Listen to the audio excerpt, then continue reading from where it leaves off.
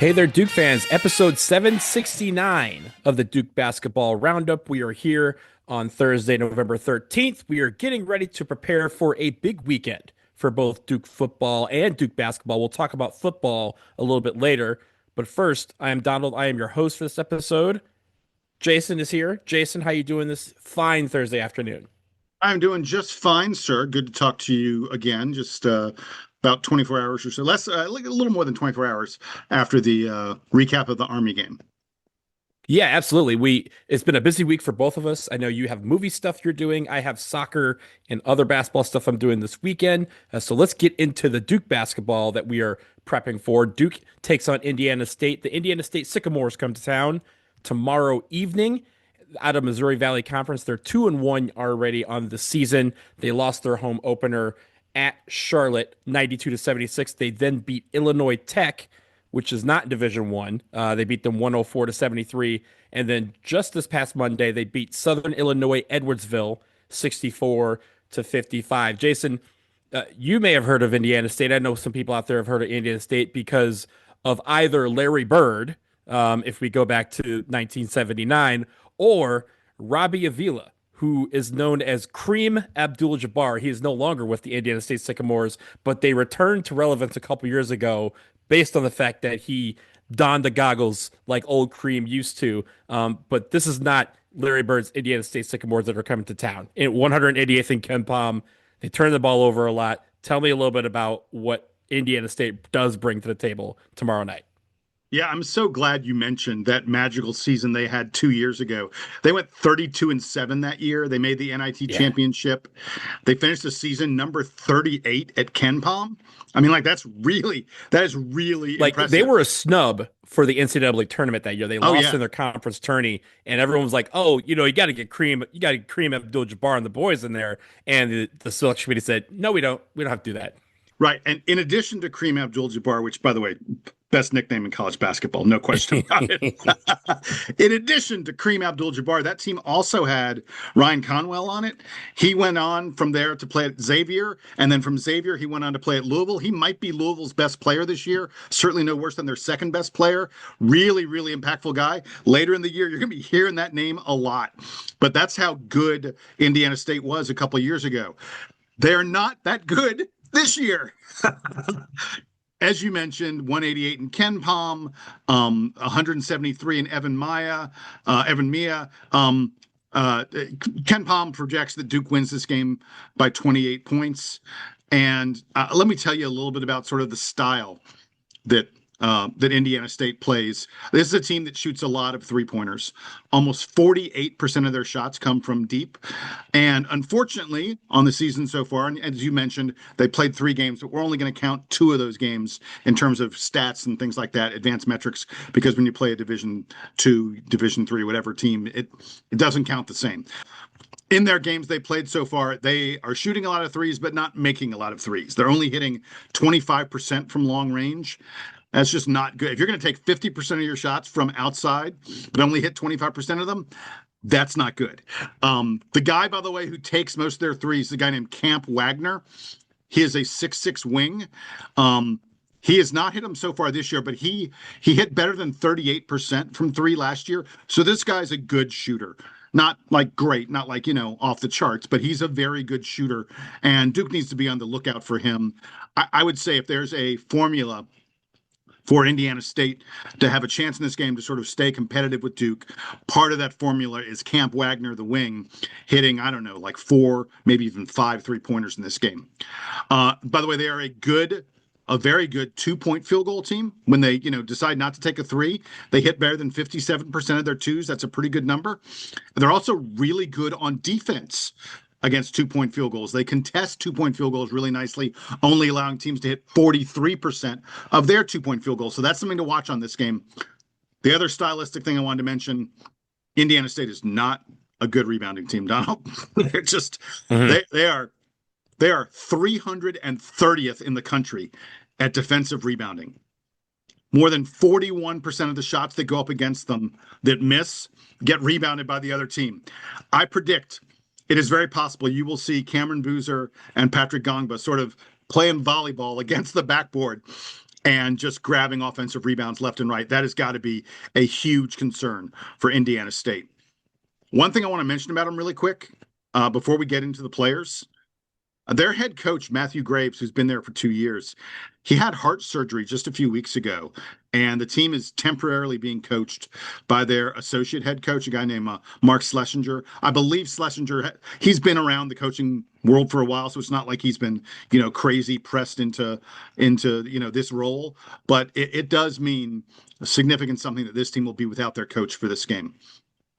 Yeah, I think so. And Schlesinger, you mentioned it's a name that if you've paid attention to college basketball outside of Duke for the last 15 years, you've heard that name kind of circulating. He's a guy that's been around the coaching circles for quite a bit, and the actual like experience is there. And like you said, he's not being thrown to the wolves in this situation, but it does mean that there is a bit of a kind of a change, right? Like when you have a new coach come in, whether it's your assistant coach, serving in an interim position or something else, it changes dynamics a little bit, and guys have to get that under their feet. They just quite haven't yet. Yeah, and by the way, we wish Matthew Graves all the best and hope he returns from the heart surgery, and is leading this team again very, very soon. All right, let's get to the players really quickly. I already mentioned, obviously, Camp Wagner, who's their three-point shooter on the wing. The head of the snake here, Donald, you talked about this in the recap against Army, cutting off the head of the snake. The head of the snake is a 6'0" point guard named Xavier Hall. He played Division III ball for 3 years at Truman State. And he was frankly one of the better Division II point guards out there last year. He scored 14 points per game, almost 6 assists per game, and hit 43% from three. Now, so far from this year, he has not been hitting his three-pointers. He's just 1 of 6 from three in their 2 games so far, and just scoring only 5 points per game so far. But this is a guy who's shown that he can really run a team well. He's averaging better than 7 assists per game for them. And one of the keys, I think, for Duke will be making sure that Xavier Hall, A, doesn't get off a lot of three-pointers because he is a good three-point shooter, even though he's struggled so far. But more importantly, B, make sure he's not setting up his teammates. A guy who averages 7 assists per game is a really good distributor, and Duke needs to disrupt him. Their leading scorer is another guy who's a transfer who's, stepping up in level. He's a guy named Ian Scott. He was at a NAIA school a year ago, but he was an NAIA All-American. He was like the first or second best player in all of NAIA basketball. He's a 6'7" forward, about 220 pounds or so. A year ago at the NAIA level, he averaged better than 18 points per game, better than 8 rebounds per game, and 4.3 assists per game. I mean, that is a really, really good player. He's not a big outside shooter, but if you leave him alone, he'll take an occasional three. I think that Ian Scott at 6'7", 220 is probably the guy who's going to match up most of the time with Cameron Boozer.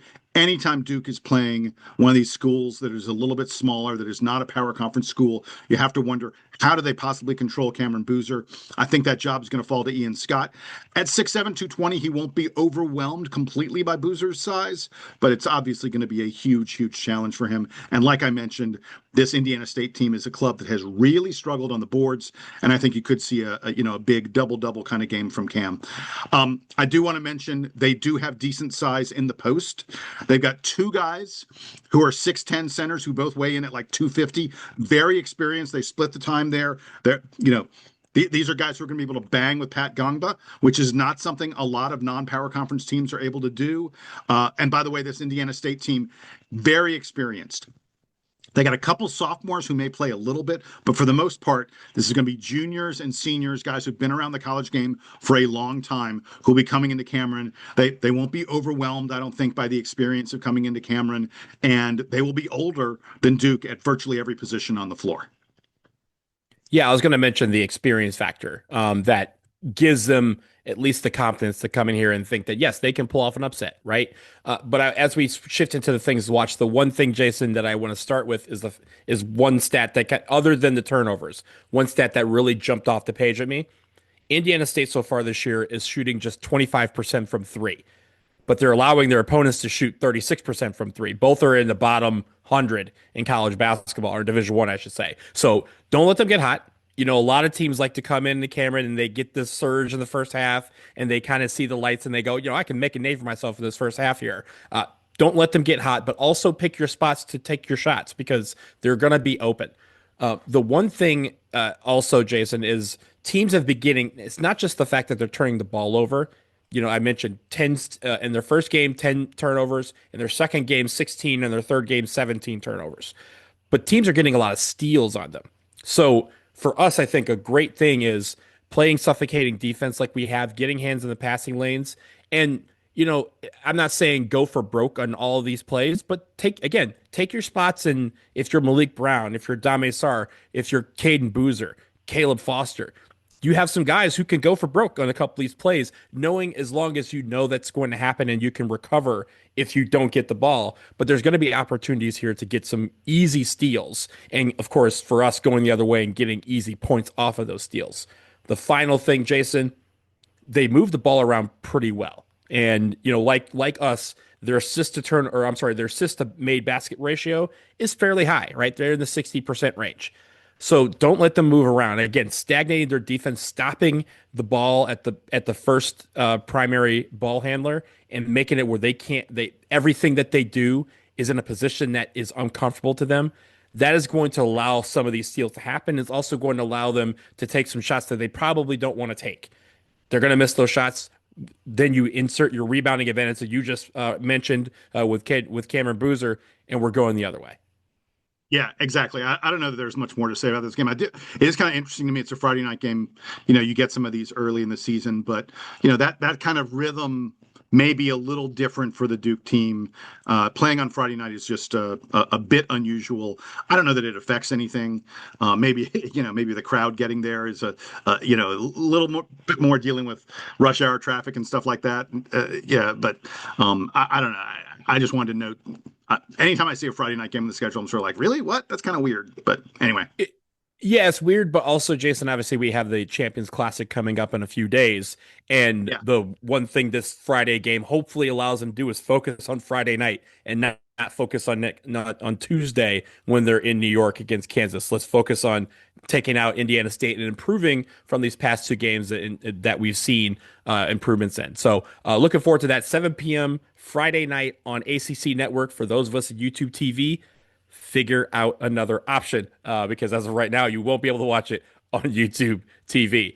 Another thing that's happening on Friday, Jason, is something's going to be happening a little bit earlier in the day. We have been keeping tabs on recruiting. And Jason, I want you to talk about Cameron Williams and the upcoming announcement he has. He is the number 4 player in the class, according to 247, and looks like Duke might be a candidate to possibly get him. Yeah, very much a candidate. I would say most folks think this is probably a recruiting battle that's going to end up going Duke's way. But two very, very Cameron Williams's 3 finalists are Duke, Texas, and Arizona. He is from the state of Arizona, plays at one of the best programs in that state. And it is very, very possible that he will pick someone other than the Blue Devils. But I just want to give folks a flavor of who this guy is. As you mentioned, he's a top 5 recruit. He is widely considered the best power forward in the class. 6'11", right around 200 pounds for Cameron Williams. Really, really great face-up skills for this kid. He's got a nicely developing outside shot. Gets most of his points, though, by being athletic and bouncy around the basket. He has lots of offensive versatility, Donald. He can score in a variety of ways. He has a 7'2" wingspan. As I already mentioned, he's bouncy and athletic. So he's big, long, the kind of power forward who, frankly, Duke has had a lot of guys sort of somewhat similar to this in recent years. Averaged more than 15 points per game and 7 rebounds per game on the Adidas circuit. Most of the guys we recruit are on the Nike circuit, but he was on the Adidas circuit and, playing against great players, putting up those kind of numbers. But the thing that stands out about Cameron Williams more than anything else is his defense. Folks just absolutely think that this is a guy who will be impactful from day one on the defensive end of the floor. He averaged on the Adidas circuit better than 2.6 blocks per game, almost a couple steals per game as well. He has really wait, Jason, I'm sorry. Did you say 2.6 blocks per game? I did, Donald. That was the number. Yeah. That's a lot of blocks. This dude will protect the rim for you, for sure. He has great lateral quickness, really good long strides that allow him to cover a lot of ground. He can guard multiple positions. I talked in the Army game about Cameron Boozer guarding their point guard. Cameron Williams is another guy who he'll guard your center, he'll guard your power forward, he'll guard your point guard. He is that kind of defender. He's thin, but he's able to use a little bit of his muscle and certainly his length to cause problems on defense for the opposing team. Look, he's a guy who needs to get stronger. There's no question about that. 6'11", 200 pounds. You got to put, Cam, you got to put 10, 15, 20 pounds on your frame there, buddy.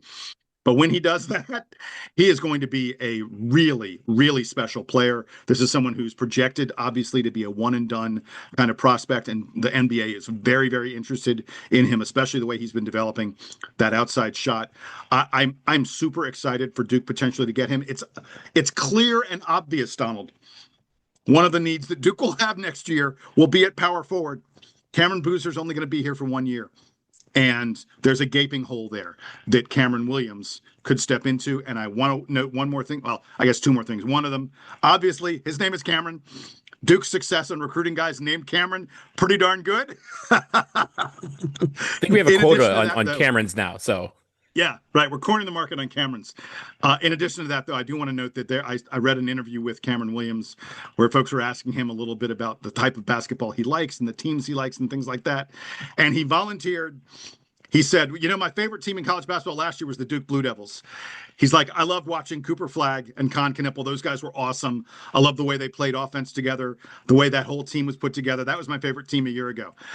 Donald, I'm sure John Shire walked into Cameron Williams' home and said, you thought that was great? Come here and experience it firsthand. So I like Duke's chances in this recruiting battle for the best power forward in the high school basketball class. yeah, he's a very exciting talent. I've seen some of his videos, and obviously highlights can only say so much. But watching some of the videos from the Adidas circuit, this is a kid who, like I said, when I heard that 2.6 per blocks per game, I was like, I'm sorry, what? Like that's a huge number, and that's again something that we could definitely use. I will note, Jason, that I think is interesting on 247. They kind of list who are the lead recruiters for every school for a certain player, and Evan Bradds is listed as the lead recruiter for Cameron Williams. I think that is particularly intriguing to me because this is a guy who, if you have aspirations of going to the NBA, we have a guy who just came from the NBA who knows how to bridge that gap and says, hey, here's what, if it's 10 to 15 pounds we need you to put on. I'd be surprised, Jason, if that 10 to 15 pounds was put on next summer in a Duke uniform. It might be this year that he's angling to do that so that when he arrives on campus, he's ready to put on maybe, another 10 pounds of muscle and be just this machine come next fall. And the fact that you have a guy who's been in the league, coached in the league, knows the talent and knows the effort that's required to get there, that's an intriguing prospect for him to be the lead recruiter.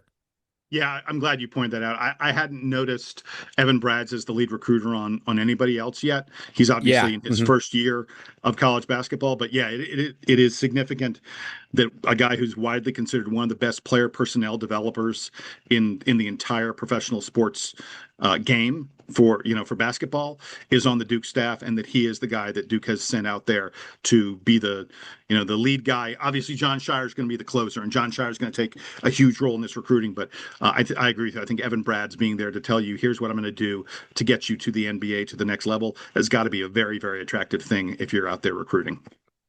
Cameron Williams announces tomorrow at 2:45 p.m. Eastern time. I think it's online, the CBS Sports online bit that he does. They maybe on like CBS Sports Net or something like that. But again, check online around 2:45 for that announcement. He would join Bryce Howard and Maxime Meyer in Duke's recruiting class of 2026 should he pick the Blue Devils. And of course, if he does, Jason and I will figure out a way to come right back here and tell you all about it. We will take a quick break. On the other side, we're going to talk a little bit of football. Huge football game coming up on Saturday. We'll preview that after this.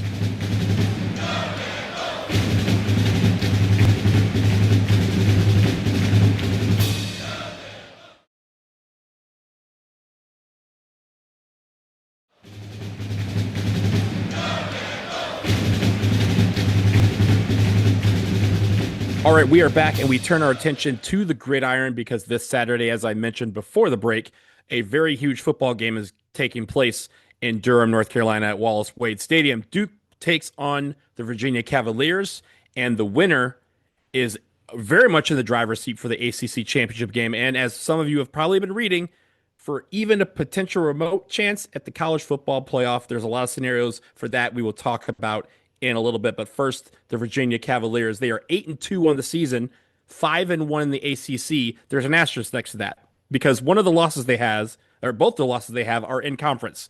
They lost to not NC State early in the year, but it was a non-conference game, so it doesn't count towards the ACC standings.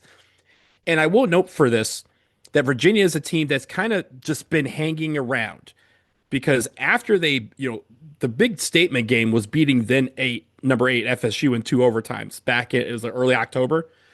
Since then, they have squeaked by every team that they've faced. Louisville, 30-27 in overtime. Washington State, 22-20. UNC, 17-16 in overtime. And then went and beat Cal, 31-21. All of that caught up to them last week because they lost to Wake Forest at home 16-9, which creates the scenario where there's four teams at 5-1 in the ACC, Duke right behind them at 5-1 in the ACC, Duke right behind them at 4-1, and Duke has a chance here to beat UVA, a team that really has not been playing great football the last month, but they've been, again, until last week, getting a lot of wins, but they got to play solid. So Jason, take me through a couple of the players that you think we need to look out for with the Wahoos. Okay. I'm making an editorial call. I'm going to get to the players in a second. I want to talk about something about their schedule. And about let's do it. The stuff let's you do just got into. I can't even tell you how lucky this Virginia team is to still be in the ACC race. And I'm not saying that they're bad. They are a good team. This will be a close game, and it's a obviously huge, massive game. But you almost glossed over how absurd this run they've been on is. They had 3 overtime games and they won all 3 of them.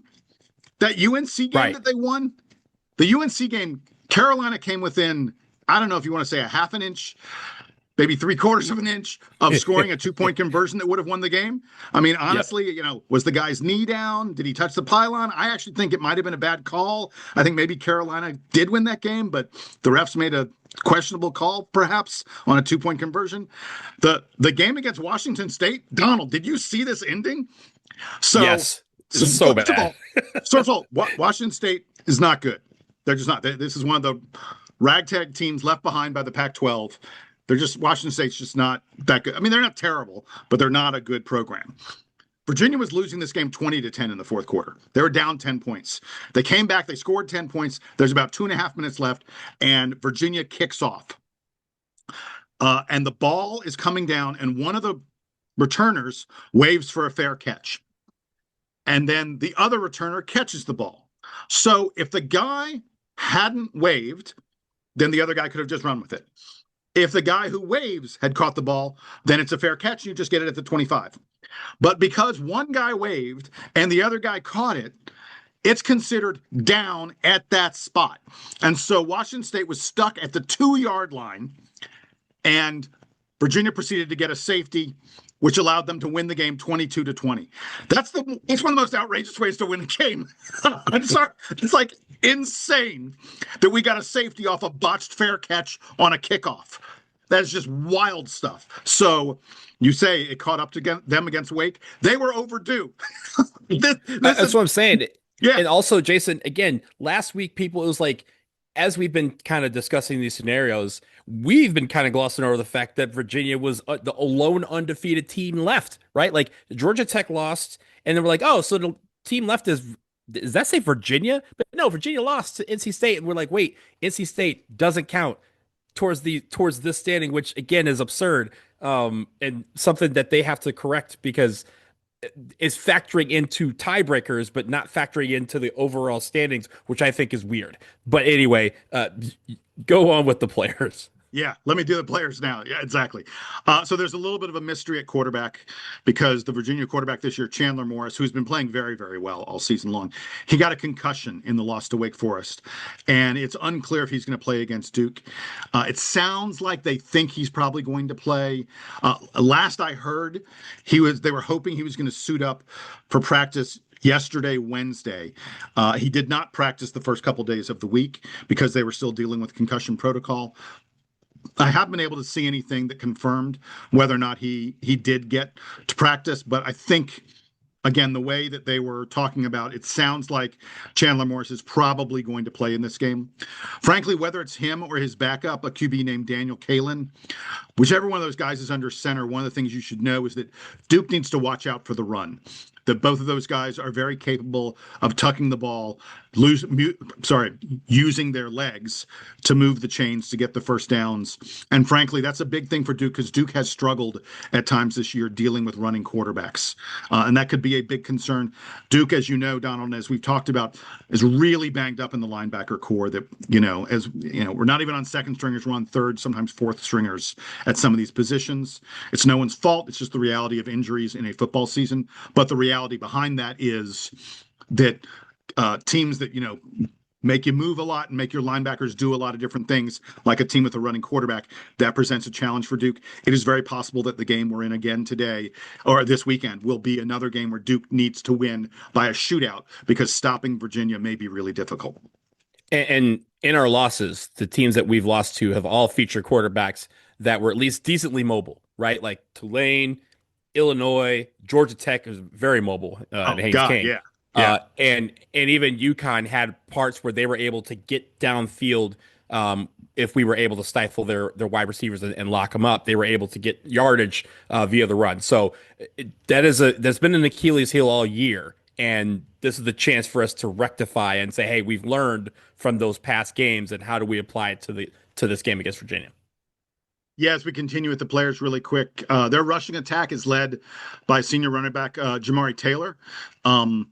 Duke fans should remember that guy from past years. He is one of the better running backs in the ACC. He's a senior. He rushed for more than 1,100 yards a year ago. He's on pace to go over 1,000 again this year. One of the things about UVA is that they do a really nice mix of both run and pass. It's almost evenly split. So they're spending, it's just tough to guess where the attack is going to come from. They're also really good on third down. This is something I noticed. They convert better than 46%, Donald, of their third downs. That's a big number. 23rd best in the country at third down conversions is UVA. They're also a very good defensive team. There's just a lot of different ways that they put pressure on the quarterback. They're a team that sometimes you struggle to score against. They also get turnovers. Donald, one of the biggest keys to this game, is Duke going to be able to avoid the turnover bug? Every game we lose, turnovers end up being a major story in the game. UVA is 10th in the country this year at turnover margin. They've only lost 3 fumbles all year. They've only thrown 6 interceptions all year. Duke has got to figure out a way to have good ball control to not lose, turnovers. And if they do that, I like Duke's chances a lot. The odds makers will tell you that the Blue Devils are a favorite in this game, about a 4.5 point favorite, something like that.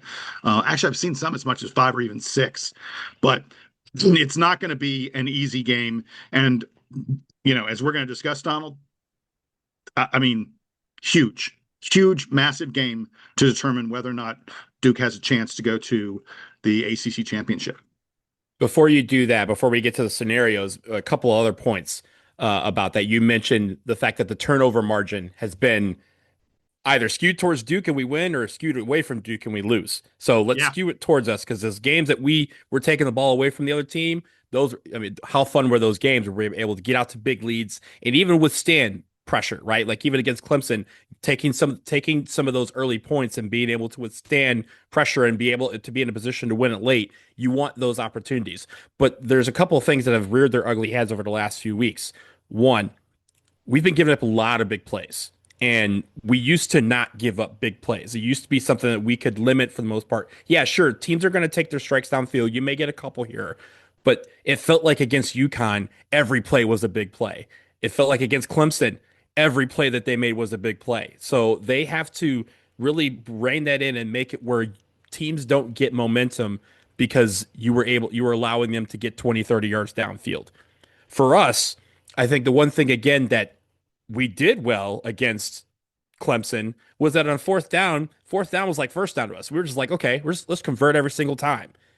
But last week we weren't able to, keep on the field with third down and fourth down conversions. So we need to get downhill on first and second down. We need to alleviate the pressure that we have put on ourselves by having these third and longs and fourth and longs, which creates some of these opportunities for teams to take shots at trying to make the big play and get turnovers. If we're alleviating the pressure by get big plays on first and second and making it a third and one, or again getting first downs off of second down plays, that's going to help move the chains. It's going to keep their defense on the field, make them more tired, keep our defense, which as you mentioned is as injured as the Detroit Lions were last year. With so many injuries, you want to keep them off the field so that they can get their rest, because there's not a lot of opportunities for them to get breathers. These are all little things that have kind of built themselves up over the last couple of weeks, and why we've had a couple of really wild games, one that we won at Clemson, but one that we lost at UConn. So I'm hoping that we're able to bring that in. It's, one of the games in front of our home fans. UVA is going to come in and they're going to want to eliminate any scenarios whatsoever that involve Duke. But for that to happen, if we play solid football, we can beat the Virginia Cavaliers. There's no question about it. Now, Jason, let's talk about some of these scenarios, because looking at the picture for the ACC Championship game, there was one scenario that stood out, and it was the likely ACC Championship games that they had mentioned on ESPN as being the most likely. At 25%, as of yesterday, is Duke versus Georgia Tech. The second most, that's with 25%. 16% is Georgia Tech versus Virginia. At 13%, it's Duke versus SMU, the first time you've heard SMU on the show in a while. In 4th and 11th, you have Georgia Tech versus SMU. Then you have tied at 9%, SMU versus Virginia, and then Duke versus Virginia. So there's 6 scenarios here. 3 of them involve Duke. 3 of them involve Virginia, which leads me to believe when you add up all these numbers, it means that this game is pivotal to deciding who is going to be one of these teams in the ACC Championship game. Yeah, absolutely. The odds makers say that right now the team that has the best chance of winning the ACC is considered Georgia Tech, but Duke is just a tiny hair behind them. And those odds are predicated on the Blue Devils winning this game over the Virginia Cavaliers. The Athletic has a list of teams most likely to make the college football playoff.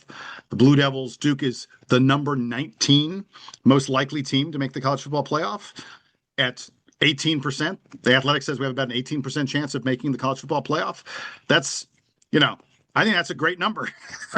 I'll take that. 1 in 5 shot at this point in the season where Duke has 3 games left, plus the ACC, potentially the ACC championship game, 4 games left. And they're saying that because functionally Duke has to win all 4 of those games. They're saying we got to go on a 4-game win streak. They give us an 18% chance of doing that. I like that. I'll take that. But it definitely starts with this Virginia game. And even though you said there's this scenario where Duke and Virginia are playing in the ACC title game, I'm not seeing it. I think the team that loses this game is pretty close to eliminated, especially if it's Duke, because Virginia only has 1 game left. Duke would still have 2 games left, against UNC and Wake. Not super difficult, but not easy either. So I think, Duke's got to win this game against Virginia. Otherwise, I think the scenarios are just out the window for the Blue Devils to make the ACC title. I mean, look, Jason, if you want the scenario for being in the playoff, it's 100% for Duke, because the playoff starts on Saturday. Every one of these games are got to be considered a playoff mentality, because we have to win them all, right? We have to win all 4 games. And then, as some pundits are even starting to opine, we'd still need help to get into the college football playoff. I don't believe that. I believe that the ACC champion will get in, or at least one ACC team will get in. But for us, it starts on Saturday. We beat a ranked Virginia. Then we can worry about the next game. But I think the great thing is we're going to get some great playoff experience right now, because we are in one as we speak. It all starts 3:30 on Saturday, 3:30 p.m. on the East Coast, ESPN2. So again, YouTube TV subscribers, check your local listings and figure out a way, because that's a big game that we need to be watching. Jason, that'll do it for this episode of the DBR podcast. We will be back, hopefully, to say some great things about Cameron Williams as he announces his decision tomorrow. But even if that happens, we'll be back at some point during this weekend to recap everything that happens this weekend. So until then, remember, get your headlines in, dbrpodcast@gmail.com. He is Jason. I am Donald. It's the Duke Band now playing us out. taking us to a monster weekend.